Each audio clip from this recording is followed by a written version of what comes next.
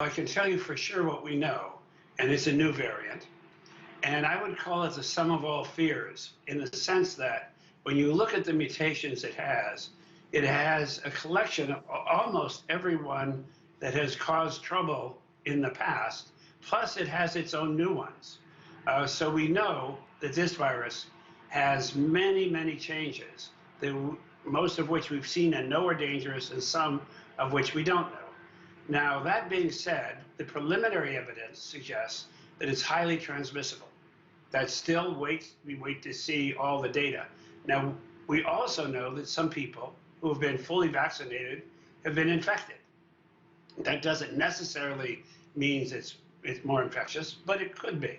So I think we really have to wait and see how infectious it is and how resistant to vaccines it is. We don't know that yet. Right. And we also don't know how dangerous it is once you catch it. Hmm. These are all things that we will know pretty soon, but it does look, from a point of view of the virus itself, like it could pose a very serious danger. So for those who actually have access to booster shots, is now a good time to take it? Because the US president, just speaking earlier, urging people to do so, but some say they want to wait so that they can better assess the efficacy of these vaccines against Omicron.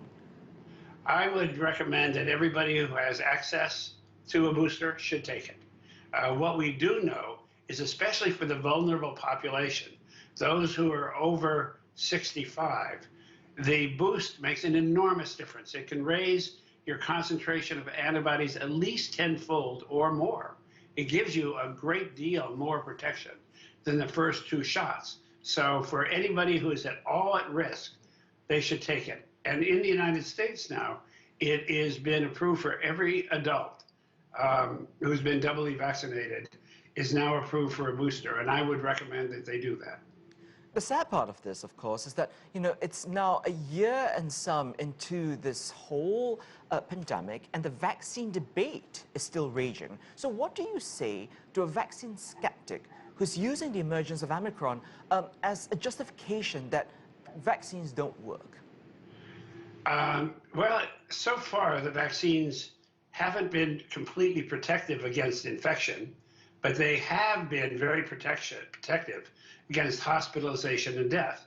And that's what really matters to us as individuals. As a society, we want to tamp down the infection altogether, so we want to lessen the infection. So we hope that it at least lessens the transmission of the virus. But the good news is, at least to date, it looks very effective against every variant we've seen today in protecting you from becoming seriously ill or dead. And that is also even more so if you've had the booster. It is substantially more effective than having 2 full doses in terms of hospitalization and death. There's a dramatic difference. And so that is, I think, the basis of the US recommendation to take a booster for anybody over the age of 18.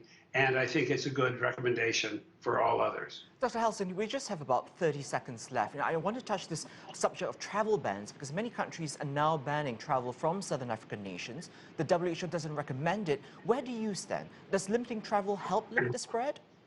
Well, I don't think there should be a travel ban, but I do think there should be a quarantine for all travelers. That's what China has done, and it's been very effective in keeping the virus out of that country. So, yes, you can travel, but you have to be prepared to spend 2 weeks in isolation in a hotel.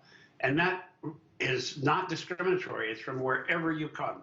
And that's what's the situation in China today, with very, very few exceptions. I think maybe none, no exceptions. And I think that is a good policy. Yes, travel, but be prepared to spend 2 weeks in isolation on arrival.